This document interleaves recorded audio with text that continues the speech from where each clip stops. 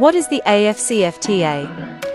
The African Continental Free Trade Area is an ambitious trade pact to form the world's largest free trade area by connecting almost 1.3 billion people across 54 African countries. The agreement aims to create a single market for goods and services in order to deepen the economic integration of Africa. The trade area could have a combined gross domestic product of around $3.4 trillion, but achieving its full potential depends on significant policy reforms and trade facilitation measures across African signatory nations. The AfCFTA aims to reduce tariffs among members and covers policy areas such as trade facilitation and services, as well as regulatory measures such as sanitary standards and technical barriers to trade.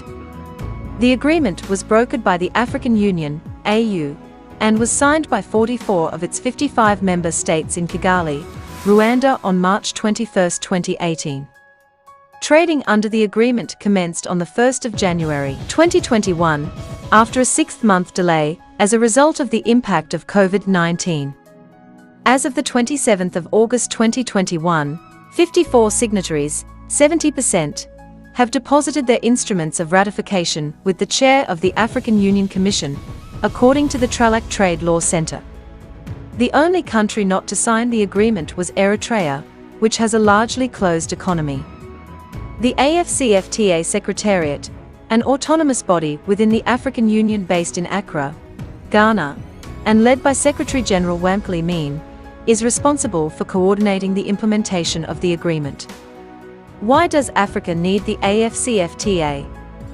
Trade integration across the African continent has long been limited by outdated border and transport infrastructure and a patchwork of differing regulations across dozens of markets. Governments have often erected trade barriers to defend their markets from regional competition, making it more expensive for countries to trade with near neighbors than countries much further afield. Intra-African exports were 16.6% of total exports in 2017, compared with 68.1% in Europe, 59.4% in Asia, 55% in America, and 7% in Oceania, according to UNCTAD. Intra-African trade, defined as the average of intra-African exports and imports, was around 2% during the period 2015 to 17. The share of exports from Africa to the rest of the world ranged from 80% to 90% in 2017. Only Oceania had a higher export dependence on the rest of the world in that period. What are the predicted economic benefits of the AfCFTA? The World Bank estimates that by 2035, real income gains from full implementation of the agreement could increase by 7%, or nearly $450 billion. By 2035, the volume of total exports would increase by almost 29% relative to business as usual. Intracontinental exports would increase by more than 81%, while exports to non-African countries would rise by 19%. The World Bank says that at the very high end, countries like Côte d'Ivoire and Zimbabwe could see income gains of 14% each. At the low end, some such as Madagascar, Malawi, and Mozambique would see real income gains of only around 2%. What does the AfCFTA mean for trade tariffs? Starting in 2020, signatories to the agreement began to eliminate 90% of tariff lines over a 5-year period, 10 years for least developed countries, or LDCs. Starting in 2025, tariffs on an additional 7% of tariff lines will be eliminated over a 5-year period, 8 years for LDCs. Countries within the trade area were given until July to complete their tariff reduction schedules and finalize essential rules of origin, the AfCFTA Secretariat said in January. How will the AfCFTA work with existing regional trade areas? According to an analysis by the World Bank, in the policy areas already covered by sub-regional preferential trade areas, such as the Common Market for East and South Africa (COMESA), the East African Community (EAC), the Economic Community of West African States (ECOWAS), and the South African Development Community (SADC), the AfCFTA will offer a common regulatory framework, reducing market fragmentation created by different sets of rules.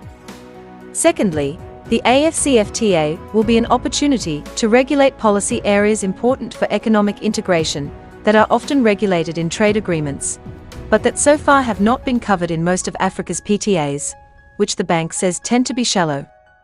What does the AfCFTA say about the free movement of people? Policymakers say that the free movement of labor will be a key contributor to the successful functioning of the free trade area, but not all African countries are committed to the concept. Alongside the signing of the establishment of the AfCFTA and the supporting Kigali Declaration, 30 African nations signed the Protocol on Free Movement of Persons, which seeks to establish a visa-free zone within the AfCFTA countries. Yet major AfCFTA signatories Nigeria and South Africa have not signed the protocol, and the political will to do so is lacking. Trading under the AfCFTA started in earnest on the 1st of January 2021, following a 5.5-year period since negotiations were launched on the 15th of June 2015.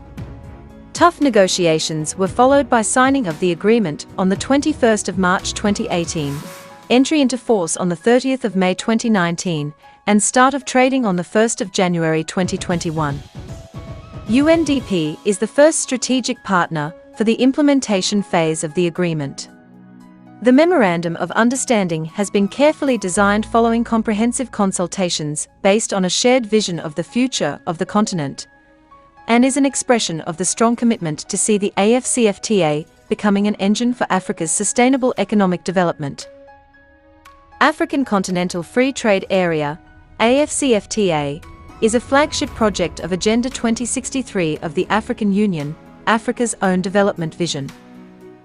The general objectives of the AfCFTA are to create a liberalized market for goods and services through successive rounds of negotiations, contribute to the movement of capital and natural persons and facilitate investments building on the initiatives and developments in the state parties and RECs, lay the foundation for the establishment of a continental customs union at a later stage, promote and attain sustainable and inclusive socio-economic development, gender equality and structural transformation of the state parties, enhance the competitiveness of the economies of state parties within the continent and the global market, promote industrial development through diversification and regional value chain development, agricultural development and food security. This is the end of our program today. Thanks for watching. Please like and subscribe to my channel and press the bell icon to get new video updates. Thank you for watching Intervlog.